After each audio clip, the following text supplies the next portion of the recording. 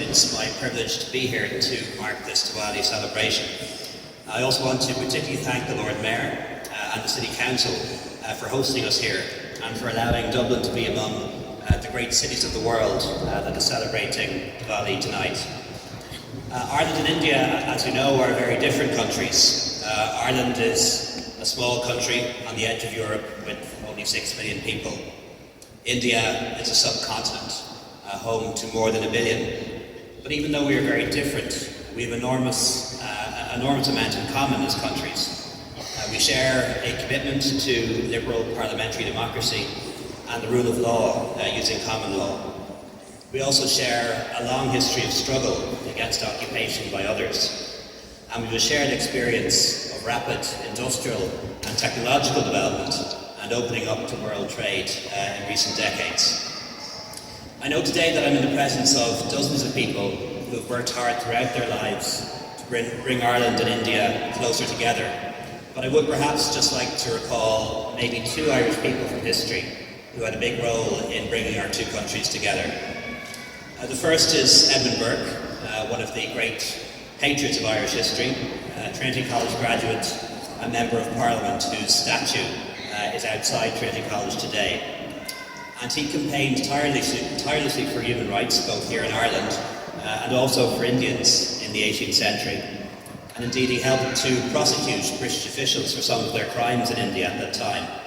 And he said when judging an official, what he said was that it was not guilt or innocence that mattered most, but the happiness of millions of mankind, that they should be happy and not be in misery. And he's somebody who fought for a new beginning, both for Ireland and for India, for truth and for justice and for light.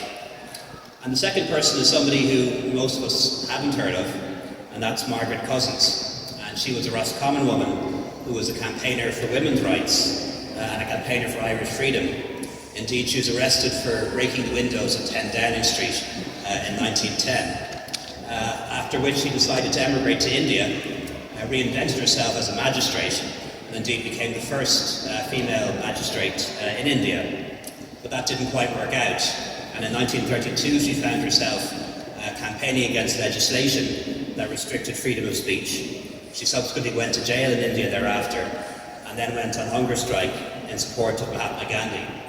She's probably best known for the fact that she founded the All India Women's Conference, which now has 1.5 million members today. And it's rumoured that she helped Tagore, whose bust is now in St Stephen's Green here in Dublin, to record the first musical notation of what's become India's national anthem.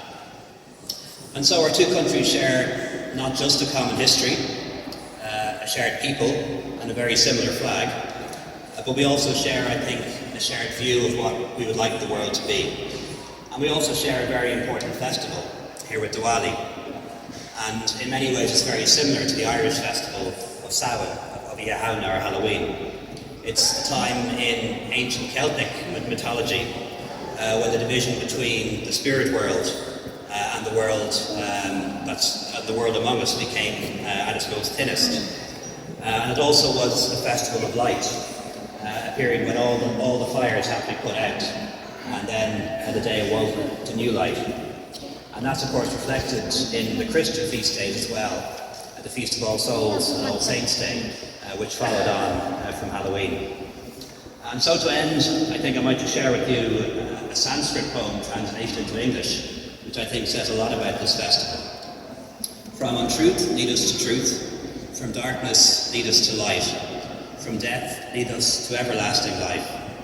Om Shanti, Shanti, Shanti. Shubh Diwali, Iahauna Hamati.